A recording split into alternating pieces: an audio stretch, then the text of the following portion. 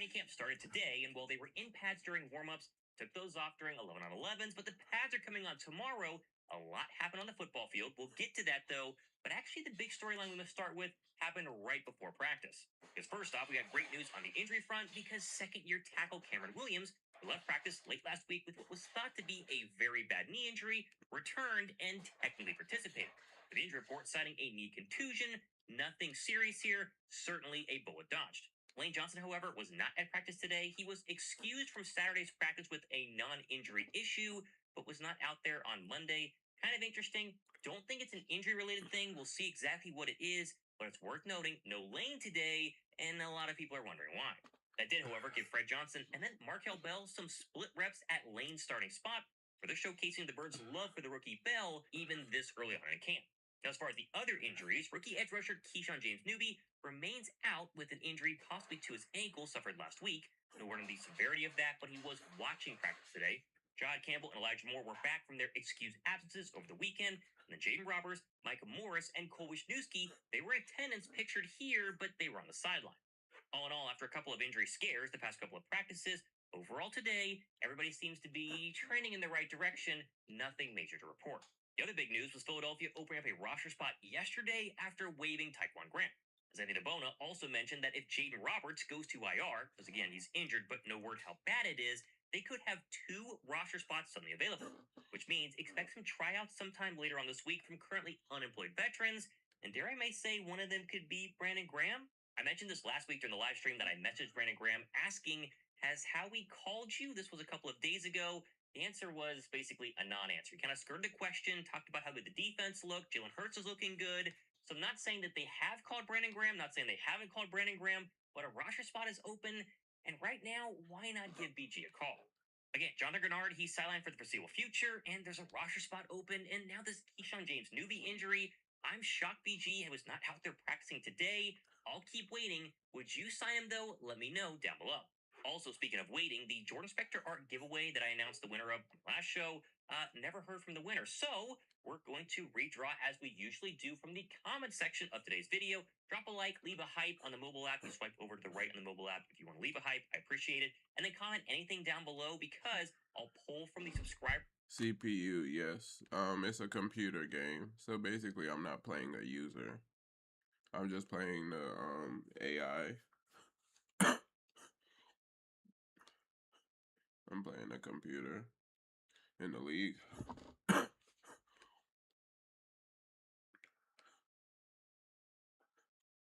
figured. Yeah, now the games usually are one-sided because my players are kind of nasty. But yeah, players is.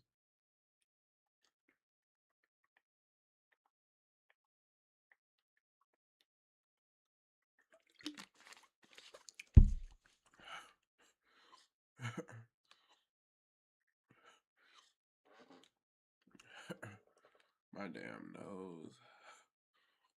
Nigga can't breathe, bro.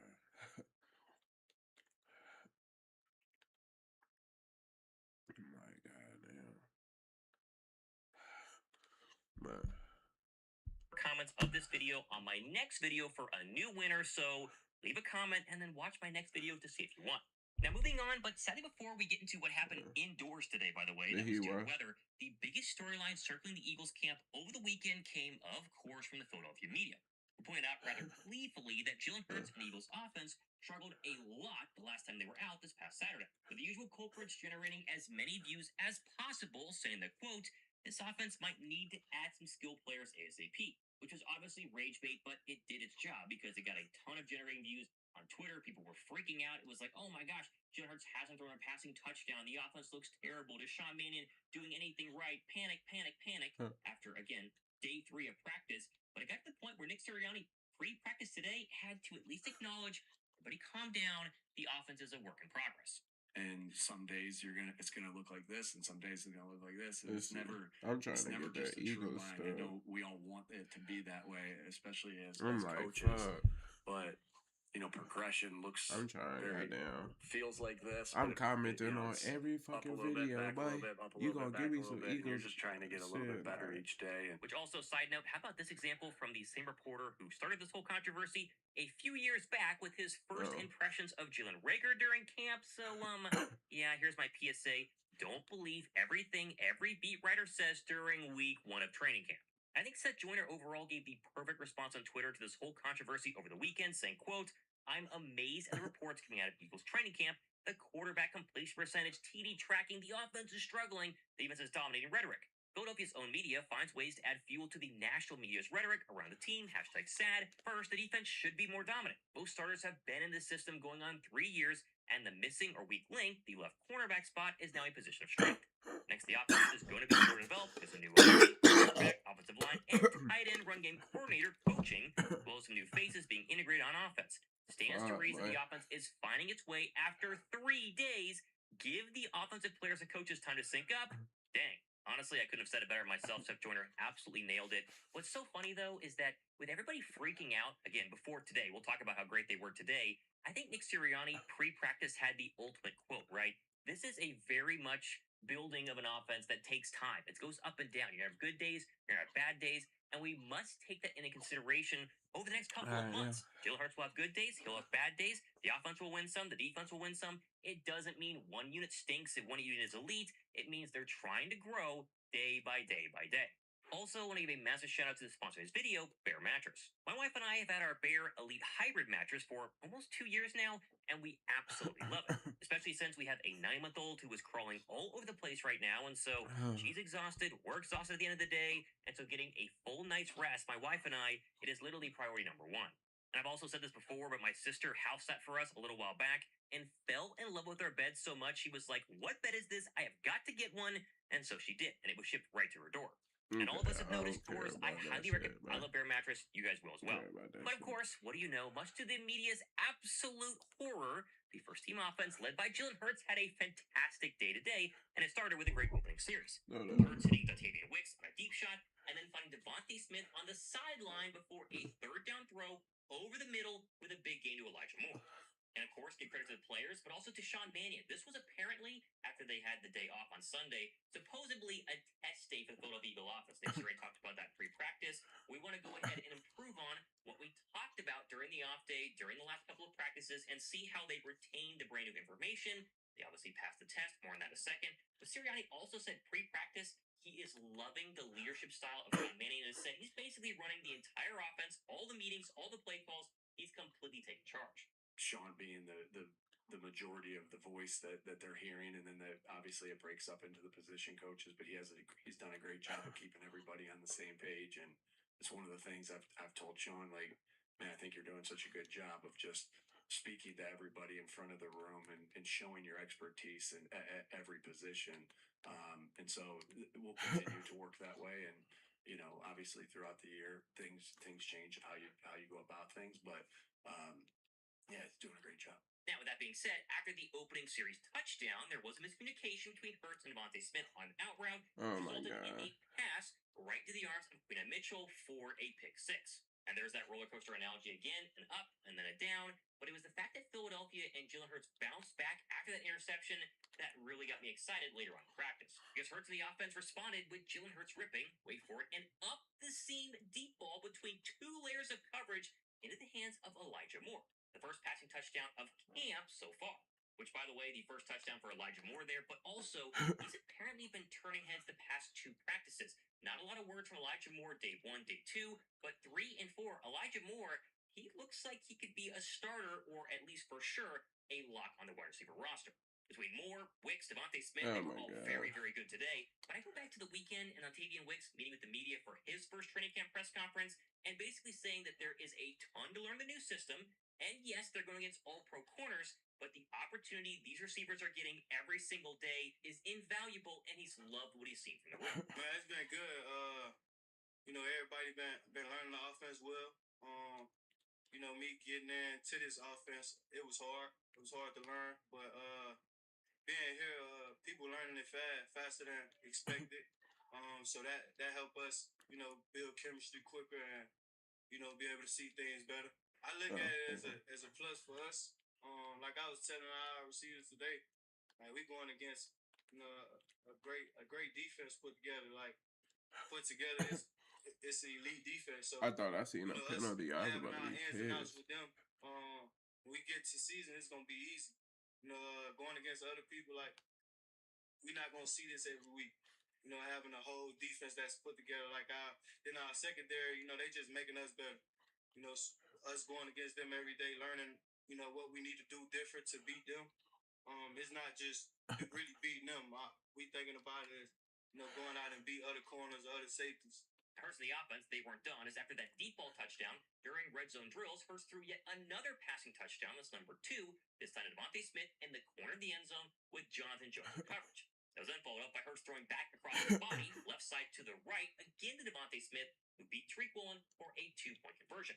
Hurts then completed the hat trick later on, scoring a rushing touchdown during 11-11s via a design quarterback run where the offensive line opened up a massive hole by all accounts.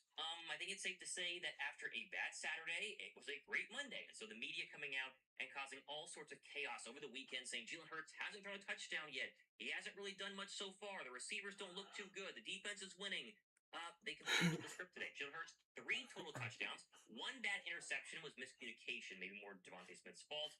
And really, the defense wasn't terrible, but the offense certainly won today, their first time since day 1 overall of training camp. Now, some other quick receiver notes to mention. Darius Cooper, yet another nice diving catch over the middle with the ones. He apparently beat Rick Woolen for that one. Apparently, so far, has been a much better receiver than Johnny Wilson. It's early, but up to this point. As it stands right now in the receiver room, I think the people who have Johnny separated Wilson's themselves, injury if might it's have messed early, him up. Devontae I ain't Smith, gonna lie. Dontayvion Wicks, Elijah Moore, He and was then like Darius going Cooper. like The Brown this. caught a touchdown. We'll talk about that. Now a little he bit might later. make I a will say that decline Elijah because that Moore is injury. pulling ahead a little He bit. might. It's close, but those 4, maybe those 5 have been the standouts. The rest we'll talk about. They haven't done too much, but it's still early. And the receiver not named out of those 4 or 5 who hasn't flashed so far has been rookie Mekhi Lemon, who today had an even quieter day, apparently, because he warmed up in individual drills, like he was there running around, but then was not seen participating in any team drills before coming back on the field and finishing up some more individual drills at the end of practice.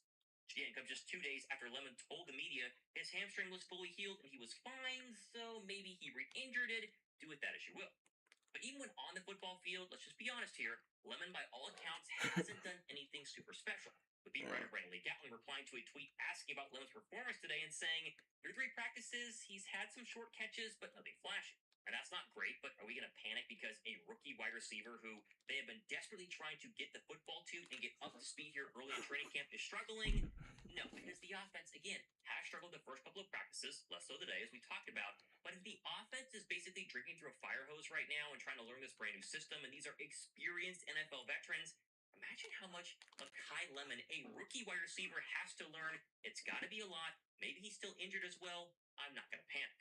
Because again, they're throwing a lot at Lemon so far, with Zach Berman noting over the weekend that Lemon has constantly been working with the first team offense, and the Burns are committed to finding ways to get Oh my God. But Lemon himself, after practice on Saturday, not sounding too worried about his lack of flashy plays so far, and instead gave a great answer about focusing on getting better every single day. The biggest adjustment so far? I think obviously just learn a new playbook. My first time with this playbook, first time with the team, so just making sure I get that down is probably the biggest thing. And then I feel like that's it. I don't feel like it's too much. Whatever they take at me, I appreciate that. Knowing that they got the trust, that to me, to throw things at me like that. So just backing up their trust, just making sure I do my job.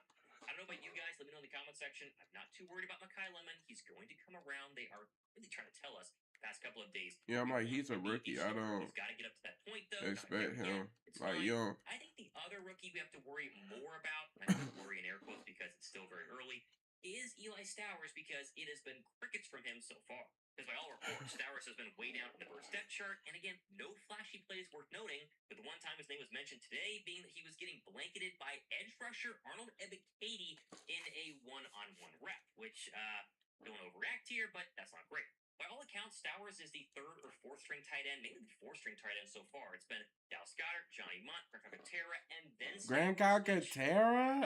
Listen, I'm not going to sugarcoat it. Second round draft pick, I expect a lot more, but at the same time, he's still a rookie. He's still very, very raw. It's still very, very early. They obviously re-signed Dallas Goedert, so you don't need Eli Stowers this year. But Philadelphia has had a lot of Man, Eli Stowers will be good next year. The past couple of I seasons. feel he'll be good next Expectations year. are high. I hope he starts kind of flashing a little bit more. So far, though, just being honest, it's been a little quiet, and some people are concerned.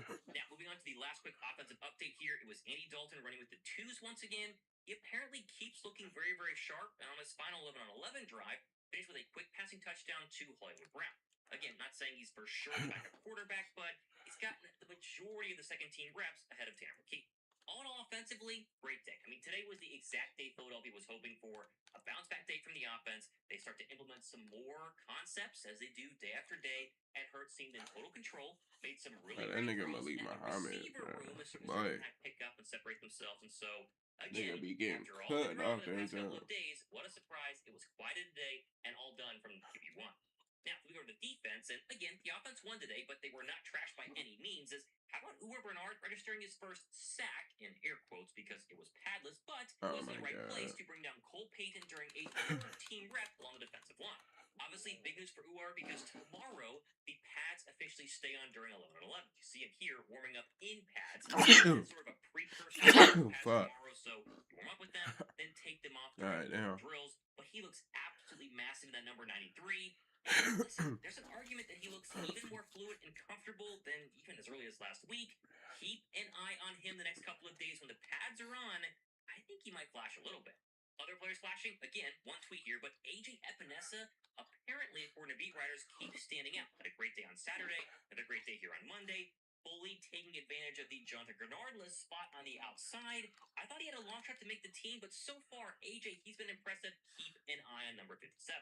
The other defensive player on the line who stood out was Moro Ojomo. Apparently, according to reporters, he lived in the backfield today and had a huge stop of Tank Bigsby inside the red zone for a loss of yards.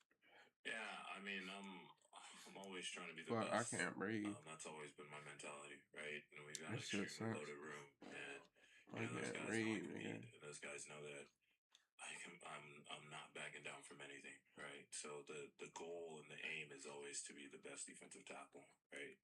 And that's my mindset.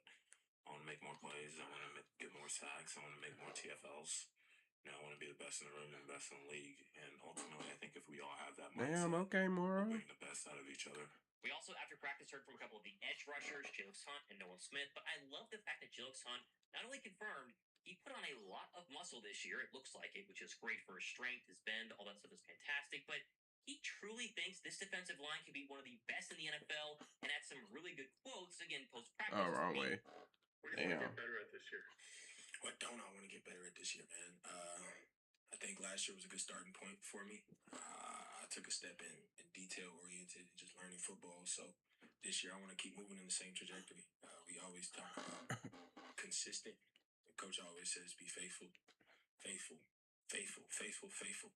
the monotony of what it costs and be faithful to the routine and the detail. So that's all I'm going to be doing again. So I want to get better at my details. I want to get better at my production through my details, and whatever the team needs me to do is what I'll be doing. All in all, today was a great day for the Philadelphia Eagles because the offense got the media monkey off their back for at least one day. And I want to emphasize this, right? Every single day that I do a show covering a practice, it's going to be up in the air as to what happens, right? You could have a good offensive day. You could have a good defensive day. The offense could struggle. They could look good. This guy could shine. This guy could struggle. Like, this is how training camp goes. And it's just so crazy to me that people want to jump on one bad day and pretend like the Eagle offense is garbage, right? And so today was a day that was needed. We'll see what happens tomorrow. The pads could come on and it all flips. But I am so excited about the offense's progress, the defensive stars who are standing out, the backups who are getting some reps in there.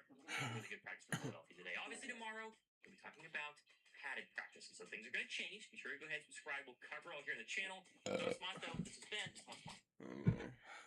What time is it? 12:46.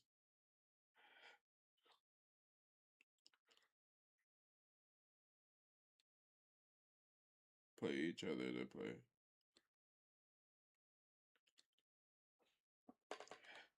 Wait, what? Basically.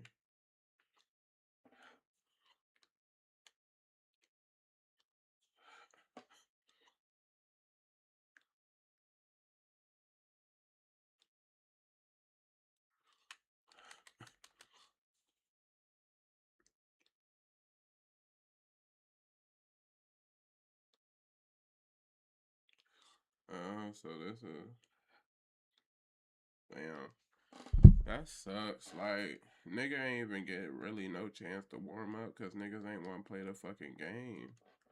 Like I ain't get no chance to warm up. Alright, then I gotta play the same nigga again. That shit goofy as fuck.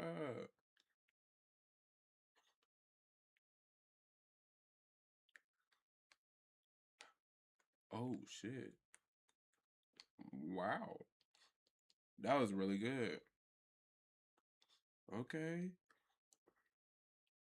My AI picked them off. Okay.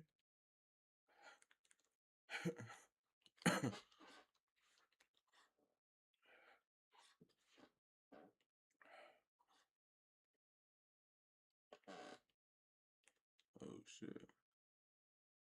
Fuck you, nigga.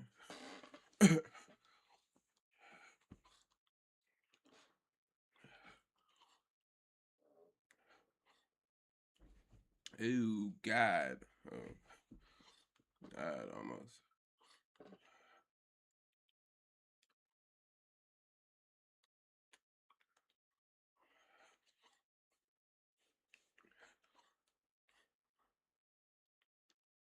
No, money. Bow.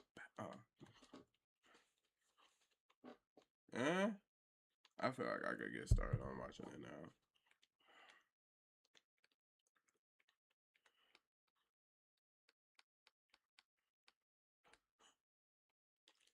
Oh my God. I baited the shit out that nigga. I baited the fuck out that nigga on that shit.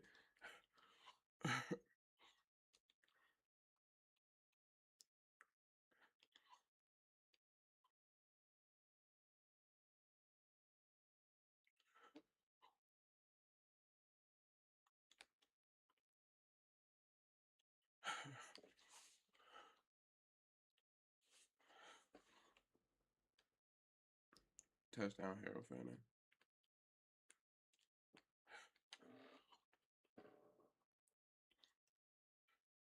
If I can do it, then why can't you? Girl can make it work. I don't know why I sound like a vampire doing that shit.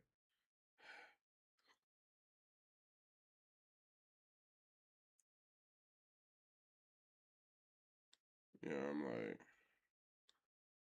yeah, I don't like that.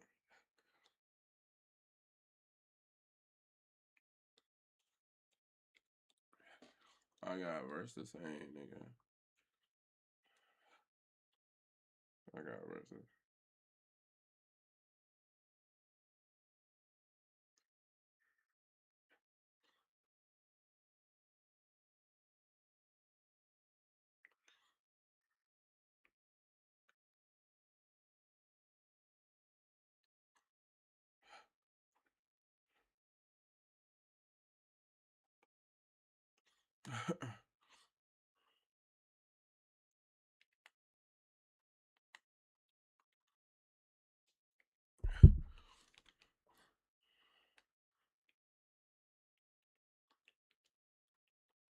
Bro, my defense. Like, I hate that I got versus the same nigga, bro. Like, that's goofy. Like, I hate that shit. If I can do it, then I can too. Girl, come here, come on. Blah, blah, blah, blah, blah. I don't know what the fuck I'm doing, man. Oh, damn. Damn. Did we fuck that nigga up like that? Damn.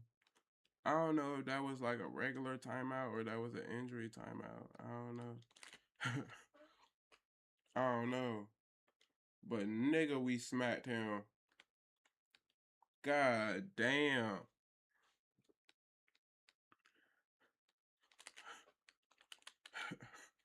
Damn.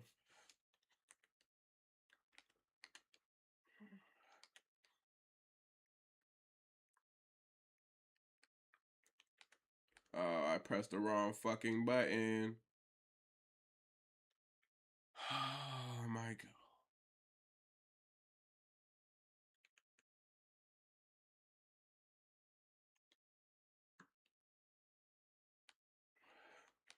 I hate doing that shit, bro. It take you instantly out to play. Instantly out to play. Nigga ran right past me. If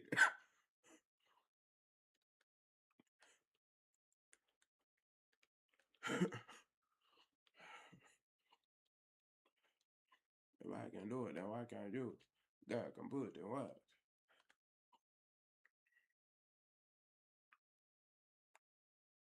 Damn, that look like it's about to be it, yeah.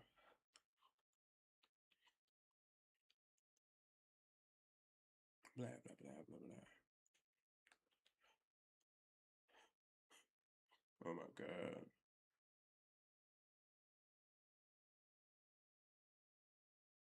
You're not faster than me, bitch.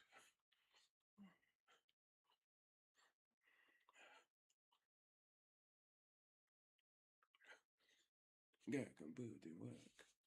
Blah, blah, blah, blah, blah.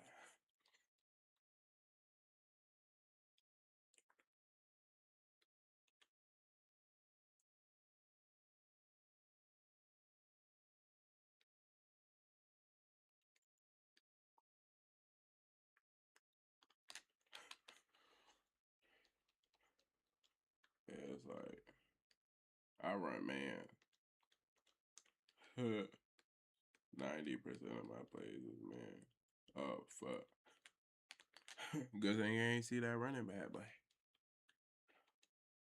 That running back wide open, boy. God can put it, then what?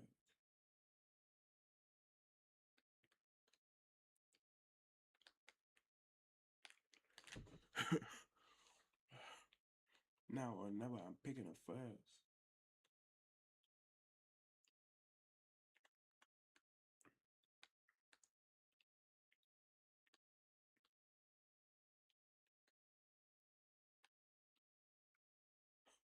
Yo, these niggas is spanking. Alright.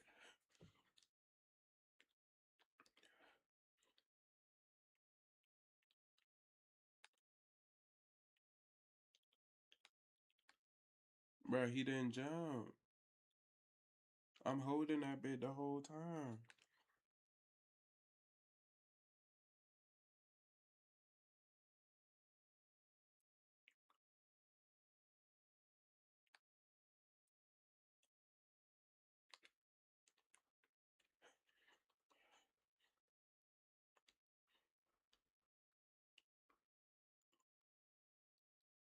This was my job, then I hit my target.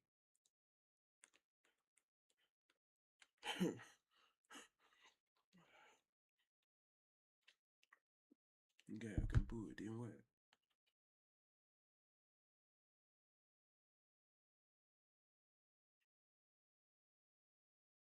Uh,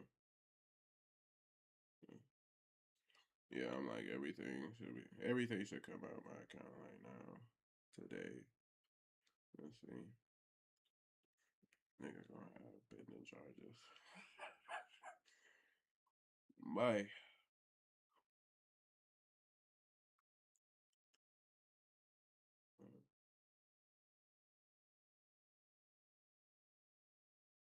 Yeah, I'm gonna put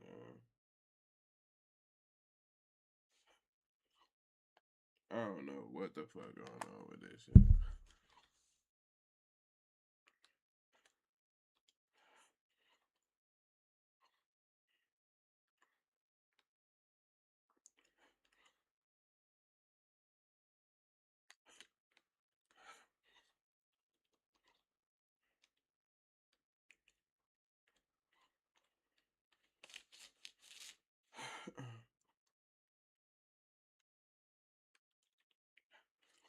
Alright, let me find Hulu. Could we gonna turn that shit on now?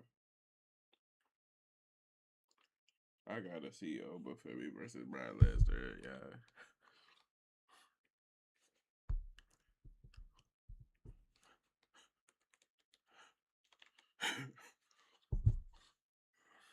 Where's that right here? Oh my God. You're at MSG. And when WrestleMania ends, the action continues live and in person with AAA Eternal Glory and NXT Stand and Deliver Plus. 1,000 Human Money's dollar bills. Now available on WWEshop.com. These collectible whirls are the perfect way to pay tribute, curse your enemies, or simply have a very nice, very evil day. 113, 100, and $1 trillion bills are available now at WWEshop.com. And of course, that is not legal tender. Hey, guess what? Tomorrow night, SummerSlam Sunday, we get to call the Human Monies on a pole match between Dominic Mysterio and Danhausen. Stolen human monies on a pole that will be going back to their rightful owner, Dirty Dom. And here's the rest of the card. Again, it starts tomorrow, 6 Eastern, 3 Pacific here on the ESPN app. It's immediately following SummerSlam. We got the post show. Let's head over to Joe Test and the post show team. Thank you very much, Michael Cole. We are being told Liv Morgan is going to join us on the post show. Gunther is going to join us on the post show. But I got to get your reaction, Corey, to what we just saw in our Undisputed Championship match. I feel the same way I imagine everybody here inside US Bank Stadium feels watching an instant classic unfold before our very eyes between CM Punk and Cody Rhodes. And the Viper plays spoiler. Randy Orton, I'm very curious to see where this goes. Biggie, let's shift gears. Let's talk about what's coming up because it's 10,000 pounds of steel that is descending in moments for Hell in a Cell.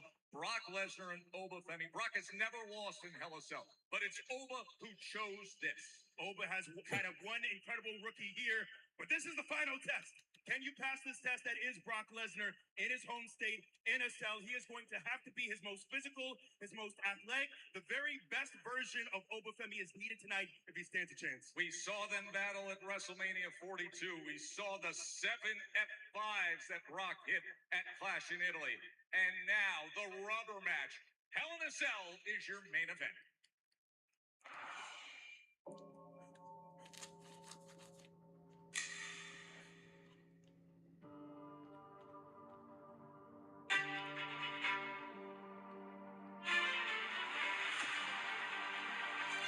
Deception. Fury.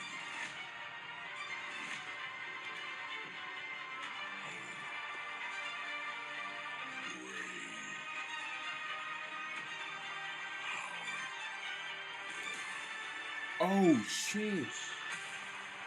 At the Titans' second clash, the great beast rose once more. Wow. A storm of 7 F5s brought the destroyer to his knees.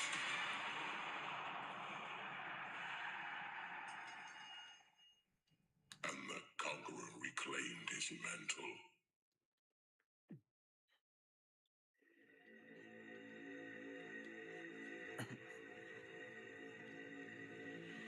In defeat, the bringer of war sought a new goal.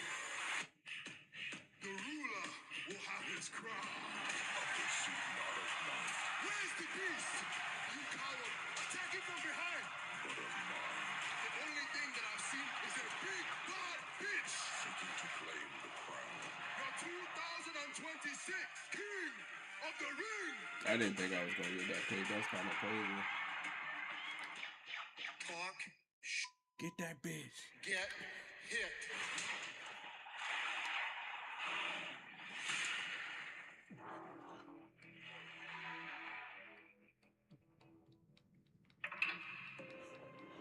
Don't forget, it is 1-1. Me and you, Oba Femi versus Brock Lesnar. Hell in a Cell. As the Titans of old were once cast down, these monstrosities drag each other to the underworld. Brock Lesnar has never been defeated inside Hell in a Cell. At SummerSlam, this all ends. Turning the biggest event of the summer into the hour. Yeah, he's only did 2 Hell in a Cell. No more games! No more running! You can't run from the ruler! Lock together until there's one victor. You can't run from the bringer of war! I'll see you at SummerSlam, bitch. You can't run from Oba Femi! It is their final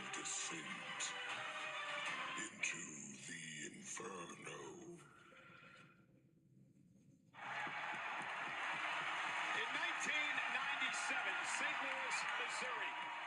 The first ever Hell in a Cell match between Shawn Michaels and That's The what I was looking Undertaker for. in the debut of The Undertaker Brothers.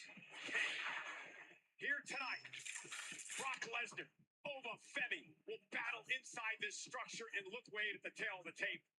Yeah, they are carbon copies of one another, of course, Oba with a massive experience differential compared to the huge career of Brock Lesnar, but these are two superheroes, supervillains clashing inside Hell in a Cell for our pleasure.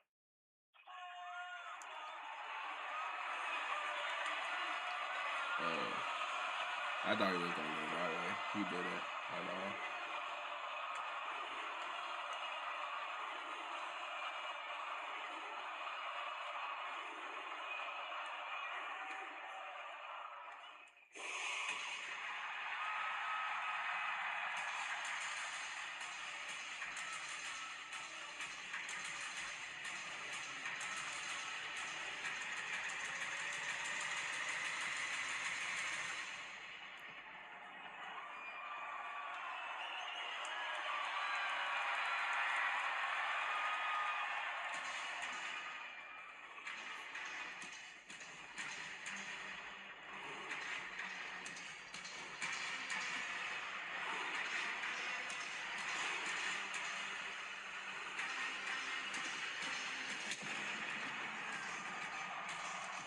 Oba Femi look big as shit right now. Like, you could, like, they be.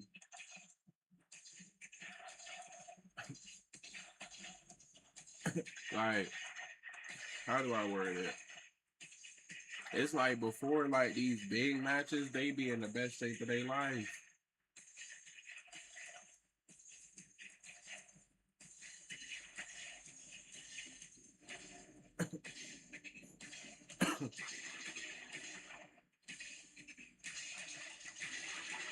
Be like, our defense playing Dutch ass, nigga.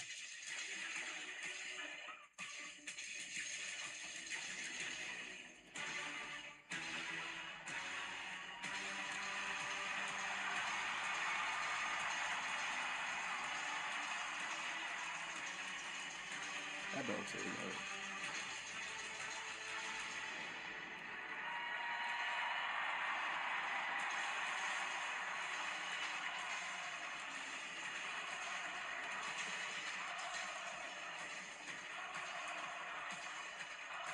For the first time in his career, Ova Femi will step inside Hell in a Cell, which is presented by Crypto.com, the world's leading cryptocurrency platform, celebrating their 10-year anniversary.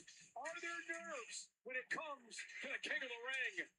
There can only be nerves when you are stepping into a structure like this. First time at SummerSlam, first time in Hell in a Cell, and oh yeah, the beast incarnate is going to be in there with you. It is nearing 2 a.m. in Nigeria. That is where Ova Femi's father, Nee, the rest of his family are watching here tonight to see if Ova Femi can conquer the beast inside Hell in a Cell.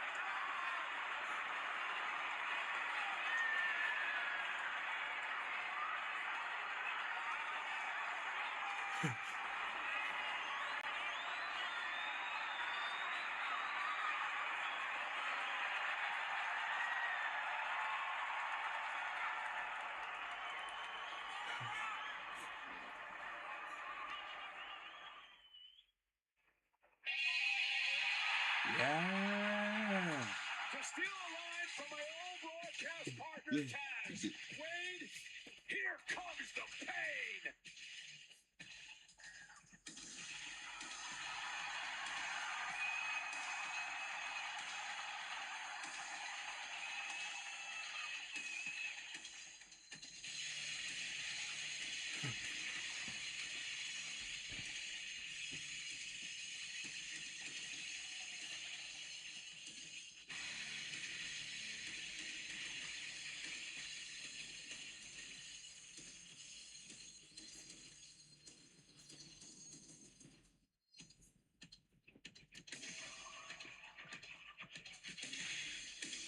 That shit, nigga, talking that shit, and I pull a picture down there, picture in your face, like a pull up, man, fighting with that man, nigga.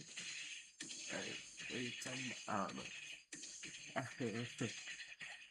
Yeah, wait. Brock Lesnar has spent much of his life in Minnesota. At the University of Minnesota, he won the NCAA Division I Wrestling Championship. He'd go on to win a WWE title at 25 years old. He even tried out for the NFL's Minnesota Vikings here. And tonight, he does battle inside Hell in a Cell in Minneapolis, Minnesota. This is just the second time in the history of SummerSlam we have had a Hell in a Cell match. Back in 2008, The Undertaker and Edge did battle inside Hell in a Cell. Speaking of The Undertaker, twice in his career, Wade, he was locked inside this structure with that man, Brock Lesnar.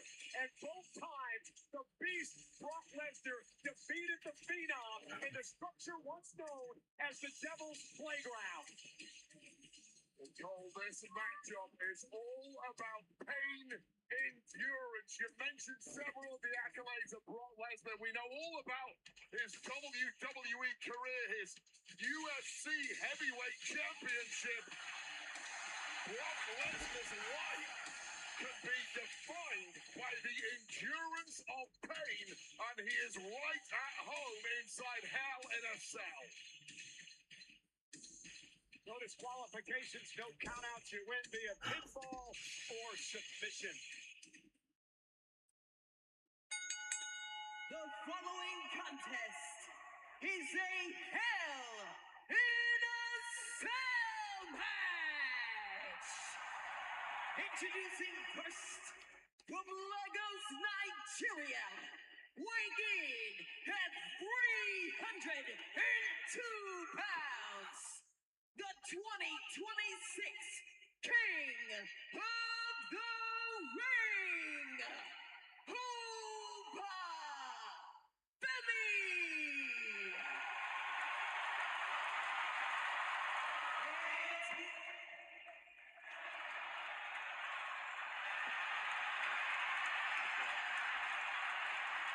Coming back, Nick. Ladies and gentlemen, my name Is Paul Heyman. introducing the Beast of the Proctagon, weighing 303 pounds, fighting out of the University of Minnesota.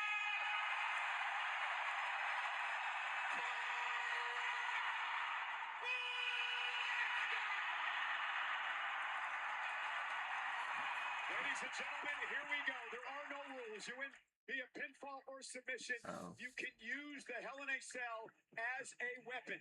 Again, for the first time in his career, Oba Femi will be locked inside this structure. We talked about pressure. We talked about nerves. Can Oba Femi harness that tonight, Wade, and somehow pull off this win over the Beast? He needs to channel those nerves and somehow turn them into adrenaline, because acid dread is now kicking in the body of Oba Femi. There's nothing you can do in the Performance Center in Orlando that prepares you for this. There are no trial runs for Hell in a Cell. You just have to experience it. And Oba Femi, good luck. In the Royal Rumble this year, Brock Lesnar eliminated Oba. Oba would beat Brock Lesnar at WrestleMania. Brock would return and clash in Italy to beat Oba Femi. The rubber match of sorts here tonight. Lesnar, Femi, locked inside. Hell Where is it? in a Where? cell. Senior official Chad Patton is only there for a pinfall count and perhaps a tap out. Paul Heyman staring through us here at the announce table. You have to wonder what's going through his mind if his gravy train, Brock Lesnar, is defeated tonight by Oba Femi. I'll be very careful with your words, Mr. Cole. And here we go. And Femi, right after Lesnar, beats him in the center of the ring. And he may have stunned Brock with that uppercut. And now the body shot and the shoulders to the midsection. And Femi exploding here in the early going of the matchup. God, just two juggernauts colliding right from the off. One of these two shortly is going to find out they're not quite as